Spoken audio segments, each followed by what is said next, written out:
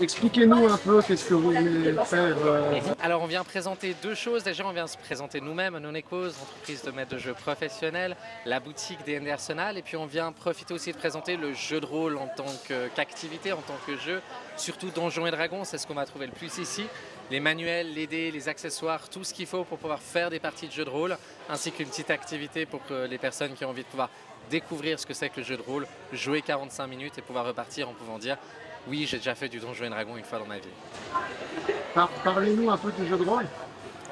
Alors, le jeu de rôle, c'est quelque chose qui est un peu devenu toute ma vie. C'est quelque chose d'assez particulier dans le sens où le principe clé du jeu de rôle, c'est quelque chose qu'on fait tous et toutes depuis tout jeune. C'est le fait de prendre un rôle, d'incarner quelqu'un qui n'est pas nous-mêmes dans la vie de tous les jours et de s'imaginer avoir ce rôle dans un autre monde, un univers.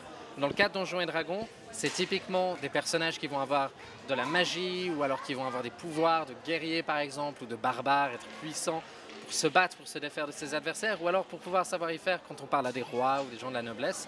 Et puis on se retrouve catapulté dans un monde médiéval fantastique dangereux avec des dragons par exemple, des créatures mythologiques, des licornes ou autres et pouvoir essayer de survivre, incarner ce personnage qu'on est pour essayer d'inscrire notre propre histoire dans ce monde au rythme de nos décisions, sans autre limite que notre imagination.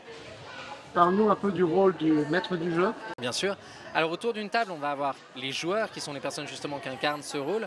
Et en plus, on a une personne derrière l'écran de maître de jeu, souvent, qui se trouve être la personne qui porte le nom, on va dire, de maître de jeu. C'est aussi la personne qui remplit le rôle de narrateur ou narratrice.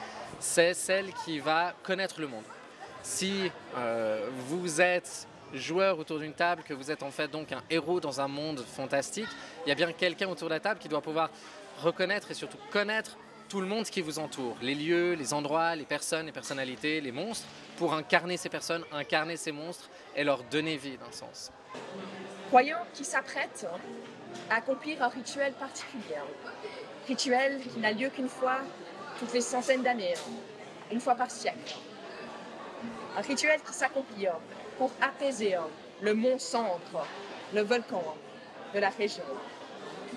Et pour ça, ils ont besoin d'aventuriers tels que vous, afin de pouvoir accompagner la prêtresse Ila au sanctuaire qui se trouve au cœur du volcan, pour qu'elle puisse accomplir le rituel, apaiser le volcan et leur faire profiter d'une centaine d'années de plus de paix, de prospérité, et surtout ne pas détruire les villages qui s'y trouvent, alors que le volcan pourrait facilement les raser. Mais fatigués, épuisés, et alors que la nuit tombe au soir du 3e jour de voyage, vous êtes arrivés au pied du mont Centre, cette large montagne qui s'élevait devant vous, la première d'une chaîne, entourée de bois, de forêt. Vous êtes enfoncés dans la forêt. Et alors que vous avez fouillé, vous avez fini par trouver l'entrée du sanctuaire. Alors que vous voyez que ces créatures vous ont entouré, elles s'élèvent de la lave. Mais la personne la plus rapide, Lindsay, c'est toi, qu'est-ce que tu fais? Alors que tu vois toutes ces créatures qui sortent de la lave faites de feu pour venir vous assaillir. Je vais tenter une chanson pour... Bon, attendez-vous.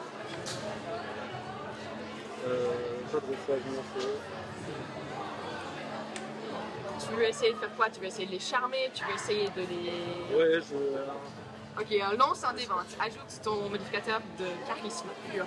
Ce sera plus 4. 13. 13. Tu viens, tu te concentres, alors que dans la furie, l'instant du combat, la première personne à agir, c'est Lindsay, qui sort son instrument et commence à vous jouer de la musique pour vous accompagner dans ce combat. Le 3e va venir vers l'endroit de la musique. Alors que tu joues, Lindsay, tu vois cette créature qui arrive pour elle aussi venir essayer de te frapper. Elle est rapide. Sa première main arrive et te chope juste alors que vous entendez des cordes juste qui est mal tirées par la main. Guldur, c'est à toi. Tu vois Ila, par ailleurs, qui vous dit juste « Je vais accomplir le rituel. Essayez de les retenir. » Avec plaisir. Qu'est-ce que tu fais? Bah, je vais déjà me relever entièrement. Tu viens, tu te relèves effectivement face à cette créature. C'est peut-être le mieux. Et puis,